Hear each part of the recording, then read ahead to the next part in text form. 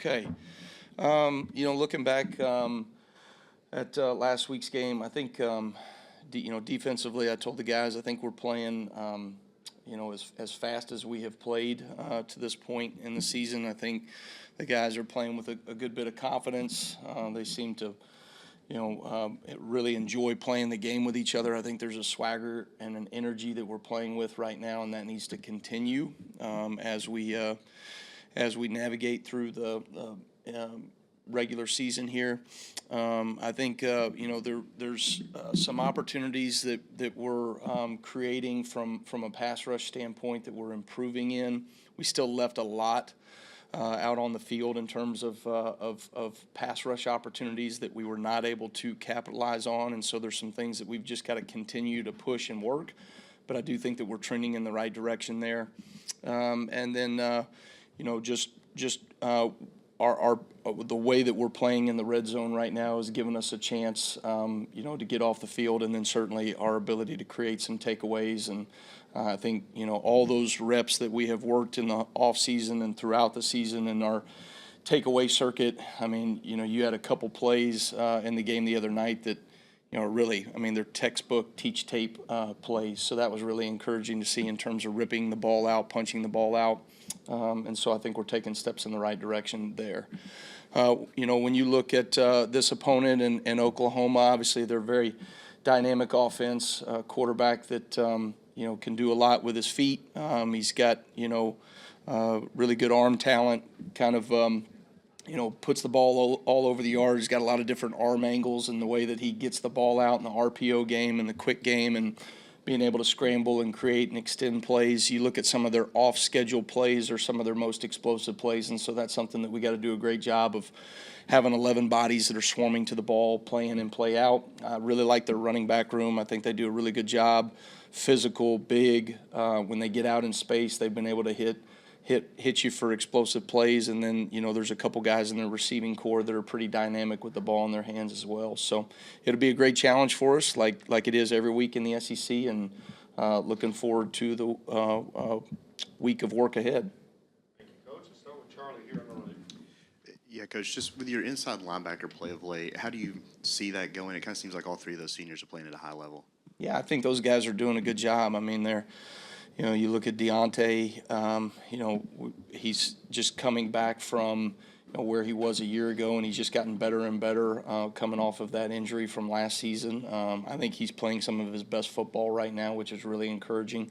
I think he's playing fast, he's playing aggressive, and then just the leadership that he brings to the table and the peace of mind I think that the rest of the team has when he's out there on the field from a communication standpoint of getting everybody on the same page. A large part of good defense right now is not losing games by errors and mistakes and MAs, and you see that really across the country right now when you look at defensive play. And I think right now one of the things that we're doing at a fairly high level is just executing to consistency, and he's a big piece to that as well. But I thought Nakai Hill-Green probably played his best game of the season so far. Those guys are trending in the right direction, and certainly that's what you want. Good teams get better, good defenses get better, and we've just challenged our guys to take little steps in terms of improving their game as we're going along. I think that group is doing that. Let's go to Nick on the right. Yeah, I feel like playmakers is a word that gets thrown around a lot, but this, especially with the offense at times, but defensively it seems like you have some playmakers. I know that you harp on taking the ball away, but is being a playmaker something that defenders can be taught, or is that something that they just innately have? Yeah, that's a great question. I think, typically when you make plays on the ball, there's a confidence that you have in doing your job at a high level, and so you know what to do. You play with anticipation. I've told you guys this before. Defense is inherently reactionary, right? Offense comes out in a play, we react to it. But if you start to understand what we're doing at a high level and you recognize what the offense is getting ready to do, right, then all of a sudden you can play with anticipation, and anticipation creates production. And so I think we've got guys that are playing with more anticipation as we go throughout the season. They're seeing more football. A lot of times you see the things that show up on tape that you've put out on tape, you're going to see those things again. Teams have a style of how, they maybe want to try to game plan and attack us, and our kids, I think, are very aware of the weak points and weaknesses of a certain coverage or a certain pressure or whatever it may be. And so they're ready for those things, and playing at a higher level. And then, some of it is just great instincts and in the moment, right? Can you think to, punch the ball out, right? Or create a strip in the moment. And I think you got guys like, Bray Hubbard and Nakai and Deontay Lawson, to name a few that are doing those things. Go to the front row on the left, Colin. Looks like the tandem of Tim Keenan and James Smith, and then London Simmons, Edric Hill, like pretty equal in terms of snap counts. Is that due to keeping guys fresh, rolling guys in and out, or is it what it goes into that? And do you see kind of a continuation of production between those two groups, or how would you assess it? Yeah, I think I think Freddie does a good job of keeping those guys engaged, and to me they're they do a good job in the week of practice and the week of preparation, and then they get out there on game day. We try to be mindful of, like, you want to play those guys early, because as the game goes on, if there's one guy that has a hot hand, or going into the game there's a guy that's clearly the better player, you want to make sure that dude is available right in the fourth quarter. And so we try to really push ourselves to an uncomfortable position of getting guys on the field, simply because you want to make sure that when you get into that game like we had against South Carolina, we played a lot of players early in the earlier part of that game, and I think at the end you saw some of our best players step up and make plays in big moments, like Tim Keenan and Deontay Lawson. At the beginning of the season, I don't think either one of those two players would have been in position to do that, just from a rep-based standpoint. And so we try to be mindful of that as we navigate through a game. Let's go back row in the middle to Alex. Your guys' numbers may differ from PFF, but they only track one missed tackle in the game. I'm really curious, given what we saw earlier in the season, how you guys got to that point where you're able to put together a game like that. Yeah, I think teams that good defenses trend in the right direction from a tackling efficient standpoint. I mean, as the season goes on, if you're not efficient in tackling, it's going to show up. And so I think we're getting better and better at that. I think structurally, the way that we play kind of a more of a vision style defense, right? There's a lot more vice tackles. There's not a lot of yards after catch or yards after contact. And so that structurally kind of helps us a little bit as well.